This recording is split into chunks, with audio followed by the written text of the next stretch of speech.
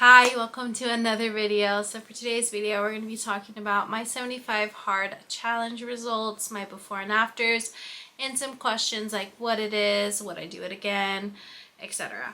So I did want to start off by saying that this challenge was made by Andy Frisella.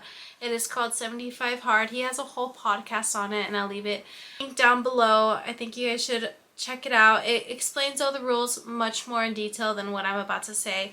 But going off that, I did really want to quickly explain the rules for it. So basically, no cheat meals, no alcohol, work out twice a day. One has to be outside, the other one can be anywhere, and it has to be 45 minutes. Diet of your choosing, a progress picture every day, 10 pages along with a gallon of water. Those are the basic rules. It is a mental toughness challenge. It's supposed to build your discipline, self-confidence, self-esteem, and all that good stuff. So, like I said, I'm going to leave a link below with his podcast that will talk all about it. So I'm going to go ahead and answer some other questions. The reason that I chose to do this challenge was because I struggled with weight loss and self-discipline and my self-esteem and my self-confidence, and when I heard like all of this, I was like, you know what, this is a challenge for me. This is something that I really need help with, so why not do this challenge? I mainly struggled with discipline, which I didn't realize would correlate to my self-esteem and my self-confidence. So when I heard of this challenge, I was okay, let's do it. And I wanted to try it for other reasons, but that's just a few reasons on why this challenge really caught my eye. What is the hardest and what is the easiest part of this challenge for me?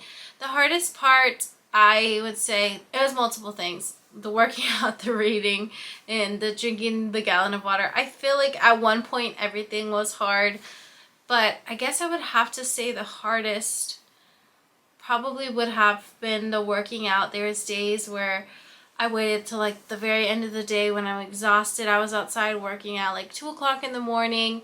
It was dark outside. I tend to get scared at night just because you hear all these noises, and I just get terrified. So when I'm outside and like there's bugs, you're exposed to lots of bugs, and at night you just, like I said, you hear a bunch of noises. So that would probably be my hardest, along with the reading. I'm not someone who likes to read books much, and I would say I've read more books doing this challenge than I have the past 5 to 10 years. So those were pretty difficult. The easiest part, obviously, for me was no alcohol. I haven't drank in 2.5 years, I think, maybe 3 years. I think 2.5 years I haven't drank. I'm not a drinker. I could probably count on my hands the amount of time I've drank in my life. So that one was definitely easiest. But other than that, I guess I would have to say the easiest was the progress picture. I think that one's easy to forget because I had a sign somewhere where like I passed every time. I didn't forget. That was obviously, to me, that is the easiest because it's like a 5-second thing. You just ask somebody to take a picture or do it yourself in a mirror selfie form. It's just something very easy to remember for me. So other than that, no alcohol, because I kind of feel like that doesn't count because I'm not someone who is struggling with that. I would say that the mirror picture probably was the next to being the easiest. How much weight did I lose? I lost 30 pounds. I started at 240 and I started at 210. I also did want to mention real fast that today is October 3rd. I ended this challenge September 2nd, so I am talking about this a month later, a month and a day later, and I am still at 210. I range between 209 and 213. I'm always somewhere in there. So it was something that I was able to continue, but I'll talk more about that in another video. But I did want to say that I didn't just gain all the weight back after, that some of these habits do continue to stick on. Sorry if I keep looking down. I have all the questions down here. Next is, did it change you mentally? So yes, one thing that I've noticed a lot is before, and I'll probably insert a clip here. It is day 3. I'm currently feeling really bad about myself. Like, why did I let my body get to this point? I feel like I'm very puffy, and I guess I just saw myself and I just didn't like what I saw. I'm like disappointed in myself, but I'm just not as mad as I feel like I would have been if I didn't start this challenge, if that makes sense. Of how I was feeling the first week, because I was kind of still in that mental space as before the challenge. I really spoke down on myself, and it's something that now, which is a month, something that I would do daily was probably at least speak down on myself at least once. Now I notice that after 75 hard, I've probably only spoken down on myself one time, which was during my 10K run, and I caught myself and I was like, why am I speaking down on myself? Which I'll talk about that in my running my first 10K video. But yeah, I don't talk down on myself much anymore. It's almost completely gone, other than that one instinct. I'm not like constantly tearing myself down. So I know that it has built my self-esteem and my self-confidence, and I really do think that this is something everybody should try.